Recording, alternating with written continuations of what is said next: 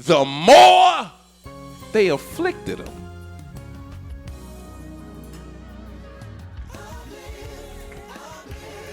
The more they multiplied and grew.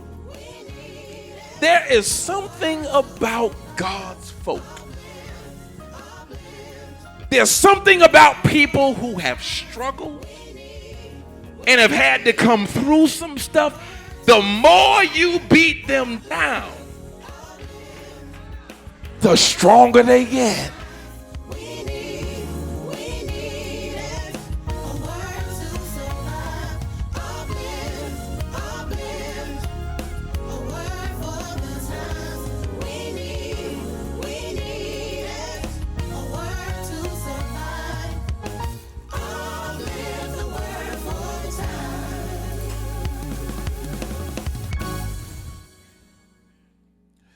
Exodus chapter 1. I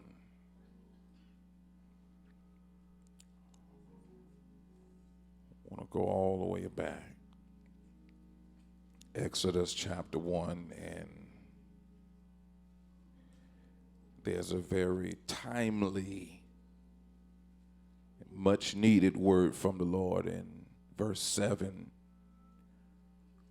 of Acts chapter 1, and it says, Exodus. If you anywhere near Acts, you need to come to Bible study. Exodus is the second book of the Bible. Exodus chapter 1, beginning with verse number 7. And the children of Israel were fruitful, and they increased abundantly and multiplied and waxed exceeding mighty, and the land was filled with them. Now there rose up a new king over Egypt, which knew not Joseph. And he said unto his people, Behold, the people of the children of Israel are more and mightier than we. So he said, come on, let us deal wisely with them, lest they multiply. And it came to pass that when there falleth out any war, they'll join unto our enemies, and they'll fight against us. And so let's get them up out of the land. Therefore, they did set over them taskmasters to afflict them with their burdens, and they built for Pharaoh treasure cities, Pithom and Ramses, and the more they afflicted them, the more they multiplied and grew, and they were grieved because of the children of Israel. Verse 12, just for emphasis, the more they afflicted them, the more they multiplied and grew, and they were grieved because of the children of Israel. This morning, with your prayers as the Holy Spirit guides, as we're continuing in this conversation, Power for a Purpose, I want to talk about the power to persevere. On your way to your seat, tell somebody the power to persevere.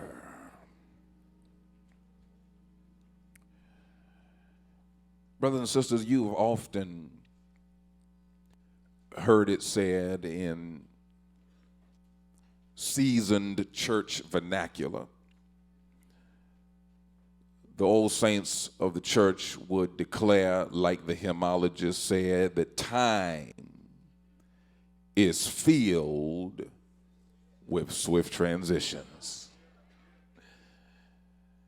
Time is filled, when you think about it, with swift transitions. What they were telling us, in essence, is that there will be times in your life when you are up. There'll be times when you are high on the mountain of life. There'll be times when you are thriving and everything seems to be functioning on all cylinders. There'll be times physically when you're doing well and feeling well. As we said in Bible study a week ago, when you're younger, you can stumble, you can slip, you can fall and get right back up. Dust yourself off and keep on walking. But as the swift transitions go, you can be literally up today and down before the setting of the sun. Do I have a witness here? Talking about swift transitions. You can be high on the mountain on Sunday, but yet find yourself rolling down that mountain by Monday morning. You can be in good spirits. You can be encouraged 1 minute, but then tragedy can strike or some bad news can come through, the shift in the weather, and before you know it, your mood, your whole level of excitement has been dampened. I wonder if there's anybody here who knows about swift transitions. Yeah, at the beginning of the year, things were going well for you and for your family, but there's somebody that can testify that somewhere about summertime, somewhere towards the middle, somewhere towards that fall, if you will, of the end of the year, there's some folk who will tell you that life was going one way one day, but then it didn't take but a few risings and settings of the sun for those swift transitions to kick in. Where are the people who can say you were thriving in your 30s, you were fabulous in your 40s, but then here came 50? Oh, I thought this was the right crowd to talk about that kind of stuff. You stumbled and you fell in your 20s, but in your 50s, you got to pray before you try to get up. You got to make sure ain't nothing broken. You got to make sure you ain't dislocated something. Your whole body sounds like a bowl of Rice Krispies. You got to snap, the crackle, and the pop. You got to pray before you make a move. Why? Because time is filled. I wish somebody helped me preach here. With some swift transitions. Now, if you haven't gotten there, because I see some of you looking at me, you have no idea what I'm talking about. If you haven't gotten there yet, your grandmama told me to tell you, just keep on living. Just keep on having birthdays, just keep on celebrating anniversaries, and before you know it, you will discover, point number one, that life is a series of seasons. Hear me again, life is a series of seasons. The Bible declares somewhere there about the book of Ecclesiastes, the writer says that to everything, there is a season and a time, an appointed time for every purpose under heaven. There's a time to be born, which you have no control over, and there's a time to die, which the majority of the time we have no control over. There are going to be seasons when you are well, and there will be seasons when you get sick. There are going to be seasons when you are encouraged. Thank you, Holy Ghost. And then there'll be other times when you are literally on the borderline of depression. There are going to be seasons when you are thriving. But just as quickly as the seasons can change, there will come a time when even as God's child, you will struggle. When you look at the children of Israel in this text, verse number 7 reveals that the children of Israel are in a season of thriving. If you know anything about the lineage, if you know anything about the bloodline of Abraham, what you're seeing now is the fruit of that promise that God made unto old man Abraham. He said, Abraham, I'm going to multiply your seed. I'm going to bless those that bless you. I'm going to curse those that curse you. He says, if you can count the number of stars in the night sky, he says that your seed will outnumber even the millions millions upon millions of stars in the sky. He made a promise to Abraham, and Abraham passed it on to Isaac, Isaac and Jacob and Esau, and that whole bloodline there, all the way till you get to Joseph. Joseph the dreamer.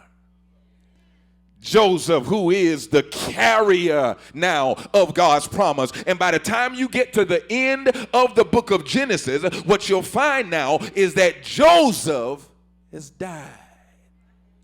Joseph has transitioned. Job has passed on. But the Bible declares somewhere around there, verse number 6, that Joseph had died and all his brethren and all of his generation. But verse 7 says that the children of Israel were fruitful. This was their season. They were thriving. They were increasing abundantly. They were multiplying, and they waxed exceeding mighty. Watch it now. And the land was full of them. What you're seeing in this text early on is the fruit of somebody else's labor. I dare not go any further in this message without reminding us that are here today, you're only here because somebody prayed for you. I wish I had a witness here. Even you seasoned people in the room, you would not be here today had it not been for the labor, for the sacrifice, for the prayers, for the blood, the sweat, and the tears of the Abrahams in your life. Every now and then you ought to look back and thank God for that praying grandmother. Have I got a witness here? Every now and then you ought to look back and thank God for that praying daddy, that praying uncle, that praying auntie, those old saints that went down on their knees on our behalf. And even though they did not live to see the promise, the only reason we're walking in it is because they paved the way for us. Anybody here can testify? I ain't here because I had good sense now. Come on. I was a fool sometime, but it was my mama's prayers that ran ahead of me. It was my daddy's prayers that ran 30 years ahead of me and found me where I was at the time. I'm not here because I did right. I'm here because somebody, good God have mercy, prayed for me. And so when you get to verse 7, they are in a fruitful season. They're experiencing the blessings that God had promised to even Abraham. But know at this point, Joseph is dead. Joseph have passed away. And up until this point, the people of God, can I circle back and tell you something real quick? Because you won't understand it unless you understand it in this context. God has always made a distinction between his folk and the world's folk. Talking about this promise that God made to Abraham. There's always been a clear difference between us and them. The whole reason why God separated Abraham and multiplied his seed is because God wanted a people and he wanted a presence in the world. Didn't matter how wicked the world was, didn't matter how evil the world was, God always has a presence. That's why I told you last Sunday, you let your light so shine before men so that no matter how dark the place is, no matter how evil the place is, there will always be a distinction between you and them. And so God has his presence here in the world. There's always a distinction between God's people and the world's people. But every now and then you'll find that there can be harmony between the two. Up to this point, God's people had favor with the Pharaoh. I know the children probably don't realize this, and maybe there'll be some adults that don't realize this, so I need to tell this to you. Pharaoh is not a name, it's a position. Just like pastor, that's not my name, but that's my position, and so you call me pastor. So when you look at the pharaohs in the Bible, that could have been a whole lot of folk in a certain bloodline. It wasn't just one man that was named Pharaoh. Pharaoh was the position of king over Egypt. So politically speaking, at this season, the people of God had favor with Pharaoh. They didn't bother him. He didn't bother them. He let them worship their God, and they worshiped their own gods. He did his thing. The people of God did their thing. There was a favor between Pharaoh and God's people. Joseph had favor with Pharaoh. Joseph dies. The children of Israel are still multiplying. They still got that same favor. But then the season shifts. Thank y'all for waiting on me. The tide shifts. And verse 8 says that there rose up a new king, a new Pharaoh, a new president, a new congressman, a new senator, a new judge, a new superintendent of schools. Since we in that season and all, there arose a new king that knew not Joseph. In other words, whereas the first Pharaoh gave favor to God's people, this here Pharaoh wasn't studying Joseph. Didn't care about the God of Abraham, Isaac, and Jacob. Didn't care about, the presence of the Lord. Did not care about God's people prospering. And so when he looked out at these Israelites, he was bothered by their prosperity. He says, look at Pharaoh, verse 9, went to his people, looking out at them people, and said, these people are more mightier than we. First Pharaoh wasn't insecure like that. First Pharaoh didn't have a problem with Joseph and the children of Israel. But now that Joseph is dead, now that, the tide has shifted, the season has now changed, he said, we got to do something about this. And I cannot get any further without saying what I'm getting ready to say. This is point number 2, because we got something to do in about another week or so. Politics always plays a part in the plight of a people. Hear me when I say the plight of a people, the plight of a community, politics always has something to do with it. Depending on who's in office. Depending on who takes the seat of power, whoever is in that seat can affect a whole community. Because it's all about what they decide. It's all about where they are at the moment politically. It's all about what their belief system is. It's all about how their conscience is calibrated. And so we got to be very prayerful and very careful who we put in the seat. Y'all ain't gonna help me talk this morning. Because whoever's in that seat, politics plays a part in the plight of a people. What did the new king say? He said, now look at all these folk here. We got to do something about them.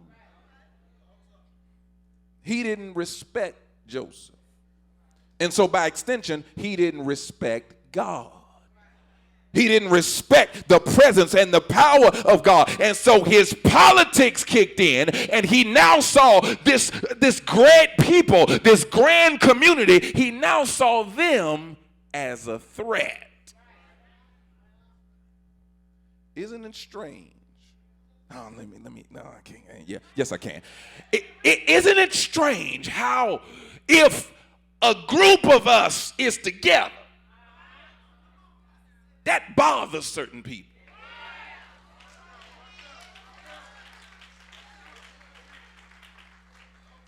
If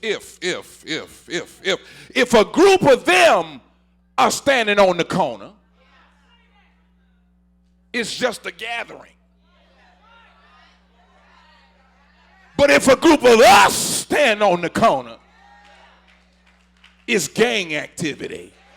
Y'all ain't gonna talk to me here. If a group of them get together, it's just, it's a fraternity. But if a group of us get together, it's a mob.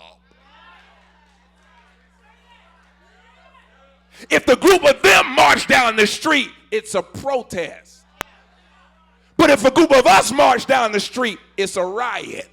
Y'all are not going to be honest this morning, but y'all may as well go ahead and help me preach here. There arose a king that looked out at the group of them and said, oh no, we can't have this.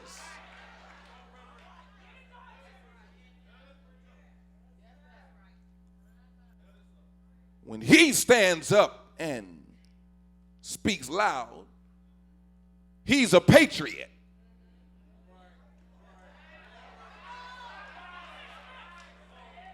But if I decide to bend down during the national anthem, I'm a traitor. See how quiet it's getting on your roll right there. I'm sorry if you work where you work and them folk got you all scared, but I'm here to tell you now, depending on where people are in their own conscience, depending on who's sitting in the seat, politics plays a part in the plight of the people. People who make laws. People who make decisions on your behalf. People who are in positions to either bless a community or keep a community bound. You better be very prayerful and don't be falling for the okie doke.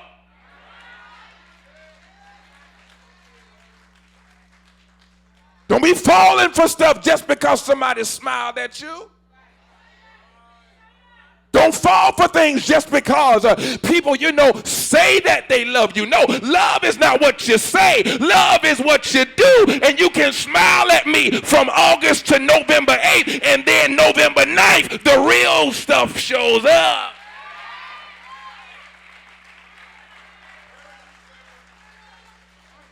This ain't a black issue. It ain't a white issue. In a lot of cases, it's a green issue. But the fact remains, and you got to be honest about this, when America catches a cold, black folk catch pneumonia. You sit there and act like you don't know what I'm talking about if you want to.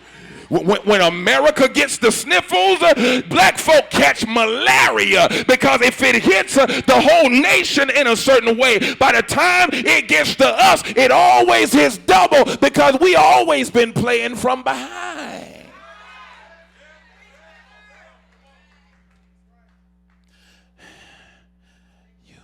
I said this a few months ago, and the Lord, it wasn't even a few months ago, it was probably 1 month ago, and the Lord circled me back to it. It was a point that I had made in a previous sermon. I decided to recycle that point because it still preached good. People will do you. You remember that point, don't you? Based on how they view you. Folk will treat you based on whatever their perception is of you. You had the first Pharaoh, didn't have no problem with God's people. Had favor with Joseph. He said, sure, Pastor, I can work with you. Sure, Brother Minister, I can work with you. Sure, Christians, I can work with y'all. We can coexist. But the new king looked at that same group of folk and was intimidated by them, was bothered by their gathering, and he said, oh, we can't have this. And as a result, they were, I'm about to preaching, afflicted because of how the Pharaoh viewed them. You'll find that people in your own life will do you based on how they view you. If folks see you as an ATM, now you're feeling me, see? If folks see you as their source, they won't call you till they need something. Because that's how they view you. If people see you as being a threat to them, they'll do all they can to tear you down. You ever been minding your own business? Ain't studying nobody, ain't bothering nobody, but for whatever reason, folk keep coming for you. And you ain't even sent for them. And you be wondering, why is it? I don't understand. I didn't solicit you. I didn't call for you. I don't even know you, but apparently you know me so well. Because you can't keep my name out of your mouth, and you just wondering how you ain't spoke to them in 17 years. You ain't been nowhere around them, but yet they still find ways to talk about you. Why? Because they see you as a threat.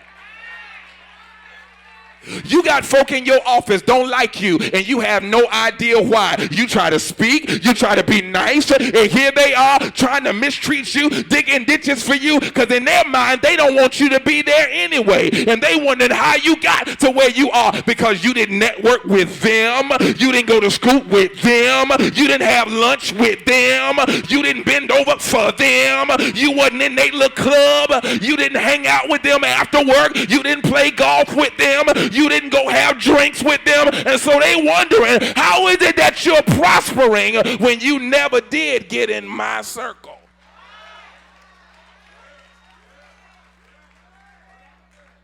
Pharaoh said to his people, it's going to make sense in a minute, they are mightier than we are. So you know what? Let's deal wisely with them, lest they multiply. Because if a war, oh, Lord have mercy. Oh, I promise you I don't be wanting to say half of what I say, but it just is what it is. If a war ever breaks out, they going to join our enemies and whoop us.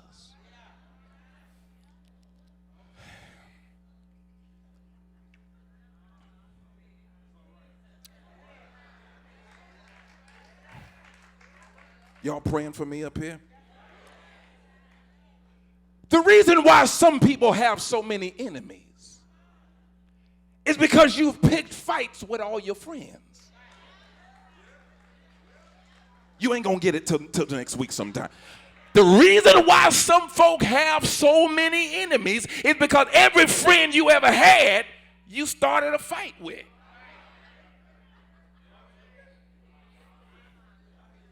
And then when a war breaks out, the reason you scatter everybody is because you done stabbed so many folk in the back yourself.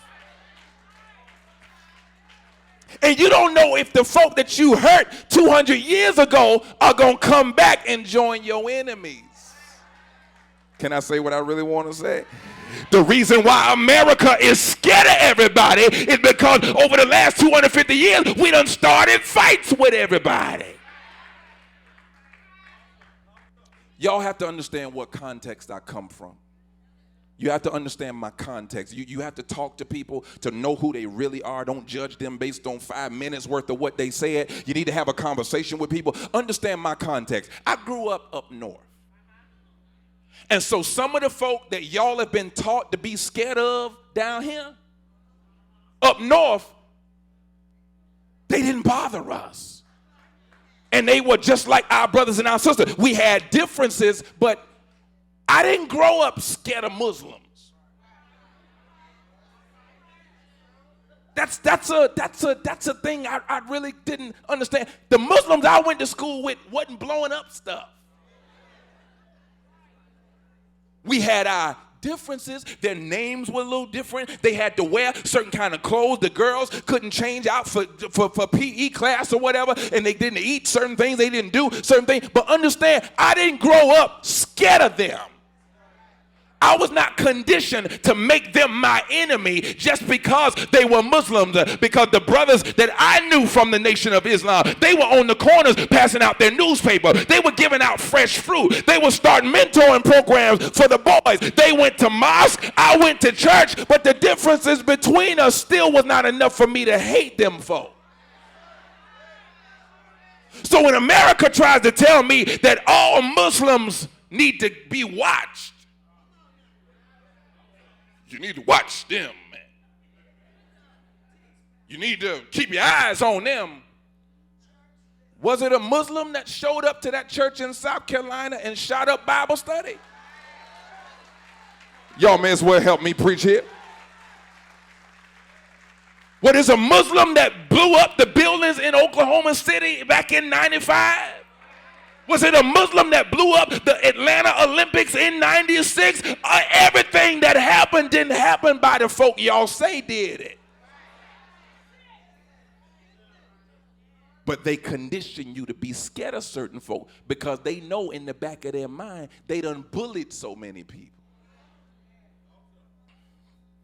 This is the opinion portion of the sermon right here. These next 60 seconds right here, this is the opinion section right here. I do believe in having a military, but I believe it ought to be used for defense. If somebody come kicking down your door, defend yourself. But don't go to your neighbor's house picking fights. We ain't got no business over in the desert picking fights with people. We ain't got no business over in other country getting involved in their business because we want their oil. No wonder you scared of everybody. No wonder you insecure because you picked fights with so many people. You know some folk like that in your life. They've been going around talking about you, and then they just kind of sit there and watch you after they speak to you to see if you still remember what they said. Did it get back to you? Not they kind of approach you kind of slow, like, hey, Dot, how's it going? And there's part of you that just want to go back to the old you and let them know, look here, I heard what you said. I know what you tried to do. Please know I am aware of it, but I'm too Christian now to even go there with you. I'm learning how to forgive. I'm learning how to give folks second, third, and fourth chances now, but don't push me. What you say, Mother Rose? Throwing rocks and hiding their hand? Lighting matches and then running out the room? Yeah. And so Pharaoh saw them as a threat. And so he said, I view them a certain way. That's why I'm getting ready to do them this way. It gets better from here. But understand that there are things that are systematically set up to keep you bound because of how people view you. You know why they want to build a wall? No, it's not even they. You want to know why he want to build a wall?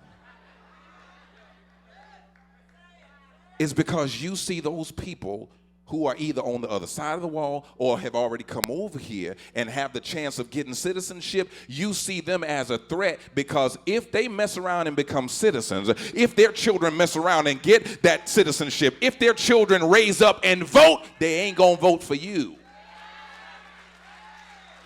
And so we got to build a wall. We got to make sure that those people stay away, because if we done had an African-American president, if we finna have, maybe if the Lord says so, I don't know, have a woman president, I'm telling you, the next thing in line, we finna have President Rodriguez. And if you shouted in 2008, if you gonna shout next week for a woman, then you better be spiritual enough to give God praise when the gates open up and let your brown brothers and sisters come in.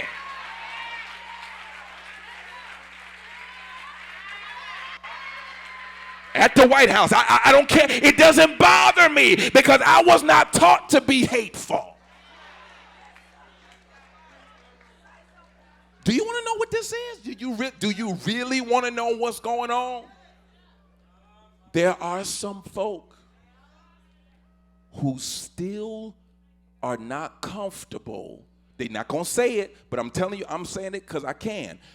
They are never going to be comfortable with a woman ruling the world. That's what a lot of this is. Don't get it messed up. That's what a whole lot of this is. They won't say it. They'll come up with a whole bunch of stuff. It's about the emails. It's about all the shady stuff. No. In your mind, you got a problem with a woman telling you what to do.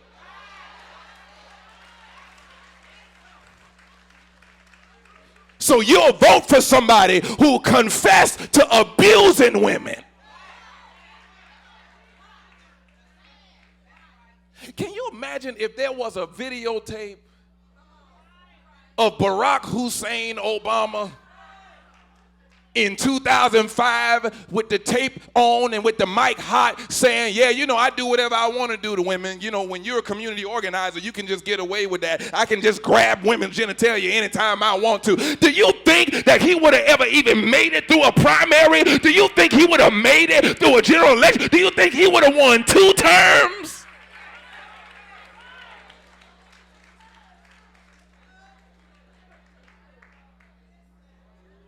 You can't tell me there's not a double standard. And so they said, I'm through now. That's why I don't have no friends in this town.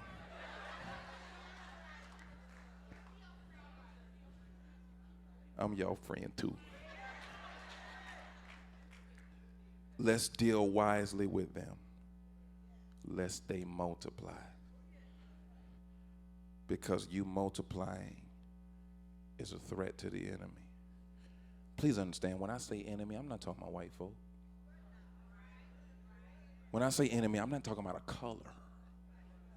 I'm talking about a certain mindset that people have, and they will set up systematically things to keep you bound. When I say your enemy, I'm talking about the folk who founded the check cashing place. That's the devil. I don't care what y'all say. Them folk that got you thinking that you don't have to get a bank account, that you don't need to do no saving. Just bring your check in here, cash it, give us 10% of it, and you never develop any credit. You never develop a record of finances, and as a result, you still renting and never buying, never owning anything. That's your enemy.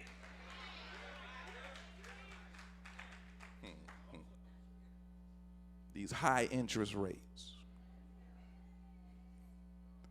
You try to go get a car. Your credit is 415. Because when you were in college, the first thing they gave you in your welcome packet was a credit card. And you swiped your way every weekend. You got to get an outfit for this game. You got to get an outfit for the classic. You got to look good. You got to get your hair. You got to get your lashes. You got to get all your stuff going on. So you swiped your way into debt. Now you're 30 and you want to start living now. You're 30. You want to get a house. You're 30 and you want to get a car. And you fill out the application and then they take it and they go back to that little room. They close the door and they laugh at you. And they bring you back some ridiculous number that they know you can't pay because they do you how they view you. Systematically, it's set up that this work, the way this world is set up, you're going to always have the haves and the have-nots. And the haves thrive on the backs of the have-nots. I love Walmart. I do. I just believe I love Walmart almost as much as I love the Waffle House. But if every member of the Walton family is billionaires with a B, how is it that their workers can never move up to a place where they can be self-sufficient and get beyond the poverty line? It's because the haves thrive off the have-nots. I know you just want me to come in here and talk about bread when you're hungry. Come in here and tell you, that you are a conqueror and that you can make it positive thinking. But the fact of the matter is, if you don't recognize the system you're in, I was telling somebody the other day, if them folk on that job have already told you that you ain't gonna move up no higher than where you are, if the system is already set to where certain people get promotions and certain people don't, if you know that that's where it is, then you just gotta decide how bad do you really want to move, how bad do you want to advance. You gotta make up in your own mind, I don't need your system, I don't need your office, I don't need your position. If God put business in me, if God put leadership in me, if God put, y'all keep sitting there here, if God put management in me, if God put ownership in me, it's not going to be in their system. You got to step outside by faith and live by God's system.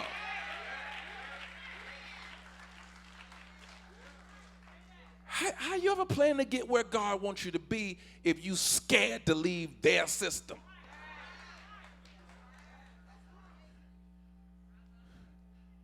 you start somewhere, but you got to have a plan to say, this is not where I'm going to be for the rest of my life. Ain't nothing wrong with flipping burgers, but don't make it a 30-year career. You need to be the manager of the folk that's flipping the burgers. You need to be in the back on the computer ordering the burgers to be flipped. Do y'all hear what I'm saying here? You don't stay perpetually at one level. You got to decide which system you're going to live in. Last thing, and I'll let you go. When I was teaching school, even when I started, I knew I was not going to be one of those 30-year in the classroom kind of teachers. Partially because I didn't want to kill anybody's child, because that wouldn't have gone well. And I still believe in whooping children, so I know I had to get out of that system, because y'all see me on the news and it just wouldn't have gone well.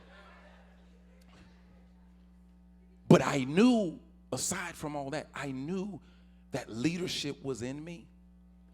And I saw the educational system for what it was. And I said, if I'm going to help change a system, sometimes I have to get in the system to know how the system operates. But then God delivered me from the system. And now I'm able to go in there and tell the truth to the teachers if they're the problem, to principals and administrators if they are the problem. But I can also get up on Sunday morning and talk to mamas and daddies and tell you that you need to send a better product to these schools, because kindergarten can't teach you yes ma'am and no sir. Kindergarten can't teach you please and may I have. That's a mama lesson. That's a daddy lesson. And you can't be showing up to the school to fight the principal when you ain't done your job at the house.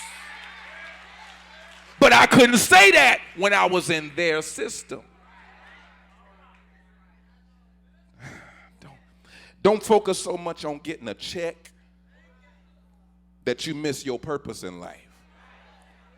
There's about 5 people in this room that have walked away from some money to pursue. See, that's why ain't nobody saying nothing. It ain't but 5 of us. You left money on the table to pursue your purpose. You put positions aside. Folk tried to give you position and you turned them down because you knew you had a greater purpose.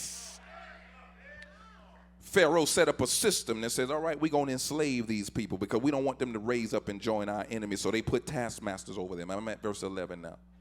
To afflict them. And they built for Pharaoh treasure cities. They built the city of Pithom. They built the city of Ramesses. They built all these idols to them. Anything they tell you to build is always going to benefit them. You can be working 12 and a half hours a day, and the folk you work for on vacation. I just touched a nerve with your neighbor. Here you are grinding and sweating and doing all of this labor, and the folk that are over you having drinks with their friends. They on the golf course, and you slaving. Anything you build for them will always benefit them. But here's the blessing, and we got to get out of here. It's 9:40. Here's the blessing. The more they afflicted them,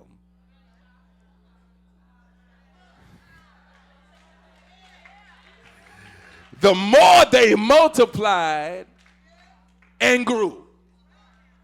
There is something about God's folk. There's something about people who have struggled and have had to come through some stuff. The more you beat them down, the stronger they get. The more Pharaoh afflicted them, the more they multiplied and grew. Where are the folk that God has given the power to persevere?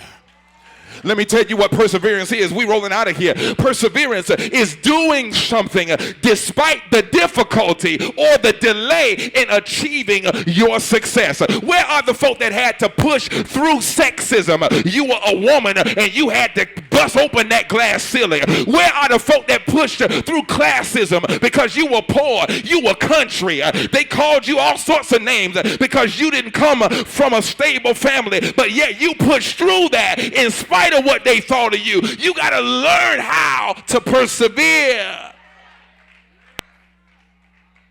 Perseverance, Walter Elliott says, is not a long race, but rather it's many short races, one after the other. That's Walter Elliott. I'll say it again. I said perseverance is not a long race.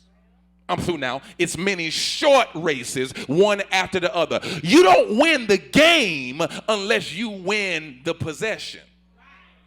And you don't win the possession unless you win the down. I know y'all hurt from last night, but come on over to the football field with me. You can't worry about 100 yards. You just need to get 10. And you got 3 chances to get that, and maybe a 4th if you want to take that chance. God said you don't worry about the long term. You just got to win the day. That's why you prayed your prayer. Give us this day our daily bread. I just want to win the week. Lord, I ain't worried about November. Just get me through today. Just get me through next week. Just get me through. And as I go, you'll give me strength. It's not the length of the race. Sometimes you got to win those little short races. Help me to say this, Holy Ghost. Where are the people who are winning the little battles? I may not know where November's mortgage is coming from. I may not have a whole lot of what other people have, but I won today. I ate today. I got clothes today. I got strength today. I believe I can run on a little bit further. God said, don't worry about what's at the finish line. You got to learn how to win just the day. Learn to win the little short races. You got $5,000 worth of debt. God said, knock it out piece by piece. Have better stewardship. Take care of it one day at a time. So in the meantime, you may not be able to go to Orlando, but that's all right. May not be able to do what other folk do, but that's all right. May not be able to buy what other folk buy, but that's all right. I'm going to drive my little putt-putt, and I got to get up a little earlier because when it get cold, I got to pray over my putt-putt and hope putt-putt get started. Come on now, mama got to be to work now. Come on now. We done been through this before, Lucille. Come on now. I'm praying. Let's go. And when that thing cranks, thank you, Jesus. Let's get on the work here. I'm trying to win the day. Dr. King said, if you can't fly, run. If you can't run, walk. If you can't walk, crawl. But whatever you do, I wish I had some help here, keep on moving. Somebody here can testify my steps done got a little slower. I may not be able to do what these young folk do. I may not be as rambunctious as I used to be, but tell your neighbor I'm still moving. And as long as I'm still moving, I know I got the power to persevere. The more they afflicted them, the more they multiplied. And I heard Winston Churchill say, he said, if you're going through hell, keep going. Have I got a witness here? If you're going through a storm, keep going. If you're going through a rough time, keep going. If you're going through a sickness, keep on going, because if you give up now, you're gonna miss your blessing. You gotta run your race one leg at a time. Is there anybody here learn how to persevere through some hard situations? I'm talking to the people that know you shouldn't be here today. They gave you your last rites. They gave you the worst they could give you, but every time they knocked you down, you got up and kept on fighting. Have I got a witness here? Is there anybody here made up your mind? I'm gonna fight on through my struggle. Y'all come on and help me close here now. I'm gonna fight on through my sickness. I'm gonna fight on through my situation with no money in my pockets. Fight on with tears in my eyes. Fight on when my child is in trouble. Fight on when my body is sick. Fight on when I feel like giving up. Fight on. Is there anybody here thought it was over for you? But every time you turned around, the Lord kept on blessing you. The Lord kept making a way for you. Why don't you grab somebody? Why don't you hug somebody and tell them fight on and don't give up? Fight on. Don't throw in the towel. Greater is he that is in you than he that is in the world, because Jesus fought my battle. Jesus got me the victory. When the enemy thought he had me, Jesus came and grabbed me. And bright early one Friday morning, Jesus fought the battle that I could not win. Jesus paid the bill that I could not afford. He shed his blood for my sins, and he died. Didn't he die? But tell somebody early.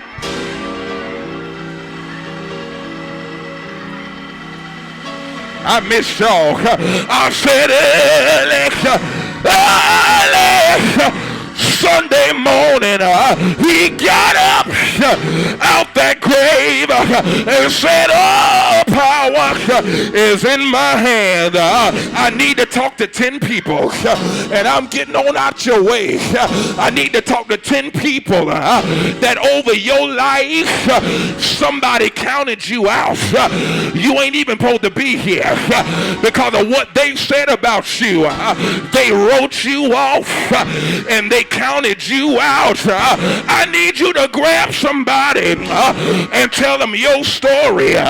Need you to grab somebody and give them this testimony. Tell them, neighbor, the people that counted me out, tell them they still counting. January, February, March, I'm still here. April, May, and June, I'm still here. 2013, 14, 15, I'm still here. You counted me out, but tell somebody keep on counting, because I'm still gonna be here by the grace of God. Won't he do it? Won't he do it? Say yes! Say yes! Say yes! He will! Doors open.